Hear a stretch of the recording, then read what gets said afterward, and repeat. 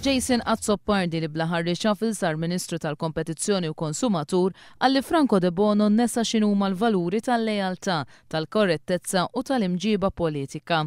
Iddikjara li Franco De Bono huwa l-ikbar għadu tiegħu innifsu għaliex ma apprezzax l-opportunitajiet u l-ispazji illi fi kliem Jason Azzopardi taħ il-Prim Ministru.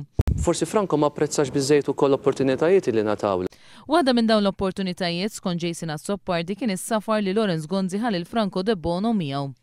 Ħadd minna qatt ma kkumpanja l-Prim Ministru, sija Fenek Adami, sija Gonzi, konna backbenchers, flaqat ta' livell għoli fil-ġnus Magħquda fl-Assembleja Ġenerali. Mitqlu deb dik l-esperjenza. Però Dottor De Bono kellu Mr. Żball għal darba darbtej dik l-opportunità. X'privileġġ, x'opportunità li seta' jagħmel użu sfiq minna, però illi ħaraqa. Il-Ministru Azzopardi għalli Franco De Bono lanqas apprezza li l-Prim Ministru ħatru bħala assistent parlamentari f'Kastilja. Din il-ħatra turi r-rispett u rikonoxximent li Gonzi għandu lejn Franco De Bono li skont kif implika Jason Azzopardi jaħseb li huwa iċ-ċentru tad-dinja. Ix-xemx ma telgħax miegħek.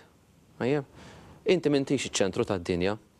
Inti m'intix omniscienti, ġifieri taf kollox, m'intix infallibbli, m'intix omnipotenti. Waqt l-istess programm fuq Net Television, l-ex Ministru Francis Zammit Dimek għalli Franco De Bono qed jaħseb li jista' jkun Prim Ministru. Franco De Bono naħseb qed jippretendi bil-maqlub, qed jippretendi li hu jista' jassumi rwol ta' Prim Ministru.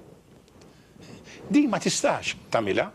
Francis Zammit Dimek tem jgħid li l-klassi politika għandha tkun miftuħa biss għal nies onesti u lejali. Jekk inti tħares lejn il-politika bħala x'se nieħu jew x'se nagħmel, allura jiena il-parir li nagħti min jidħol għalija b'dak l-iskop oqgħod il-barra minna għax din mhux postok.